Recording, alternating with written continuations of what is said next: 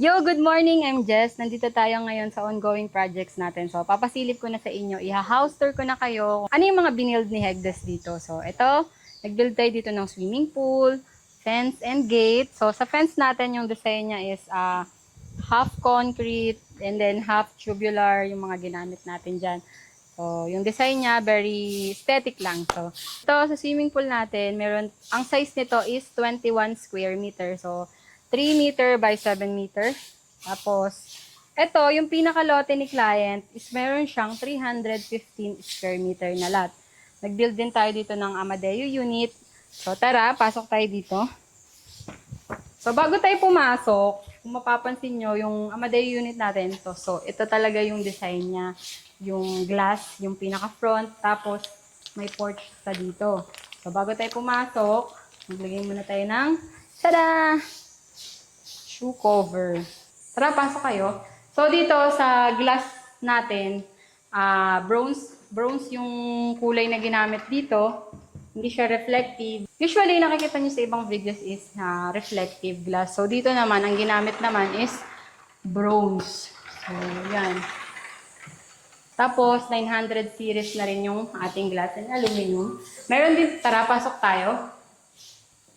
So, pagpasok natin, so, ito yung ating Amadeo unit. 32 square meter size. Ground floor is 22 square meter. And then yung loft niya is 10 square meter. Naka-high ceiling na rin. So, ayan yung chandelier. Ayan, nakalagay na yung chandelier ng ating client. So, dito, yung tiles na ginamit natin is white and may accent siya. Tapos, ceramic tiles to. Tapos, dito naman, kung mapapansin nyo, wala siyang sink. So, yung preferred ni client is nasa labas yung kanilang outdoor kitchen or depende kung saan area nila ilalagay yung outdoor kitchen.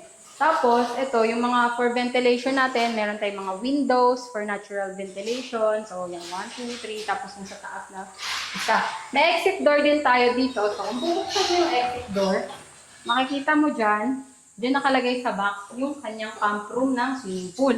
So, next time ko na yun ipapakita sa inyo. So, ito, sa ating ceiling, lahat po ng ceiling natin dito sa labas, dito sa loob, from CR, naka-PVC ceiling na yung material na ginamit natin. Tapos dito sa area na to, pwede naman maglagay dito ng bed or sofa or anything na preferred nyo po. So, yan. Tapos dito naman sa part na to, nandito yung kanilang bathroom. Ito yung bathroom. So, meron siyang shower niche dyan. Lagayan ng mga shampoo, lagayan ng mga sabon. Hindi mo na kailangan ng yung mga binibili na holder. Pwede rin naman, depende po sa inyong preference. So, yung tiles nito, from floor to ceiling na siya.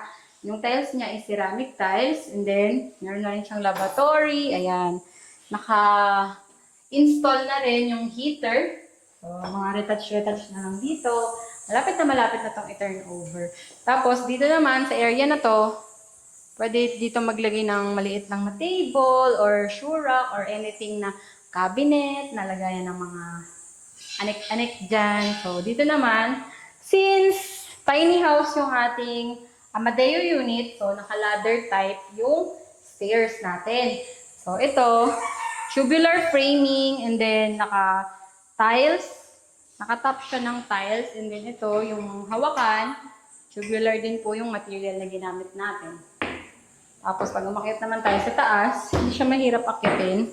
Kaya naka-vinyl tiles yung loft niya, and then naka-railings din siya ng tubular material.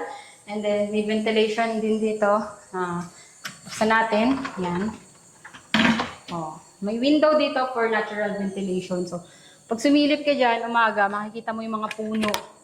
Kahit dito, nakatagos lang siya na puno yung mga nakikita. Sobrang relaxing ng nature, di ba? Tapos, ito, yung area na to is kasya din dito yung tatlong double size na bed or queen bed size, pwede rin kasya din. I think, dalawa. Pag double size na bed is tatlo. So, yun. That's all for today. Thank you for watching. Bye!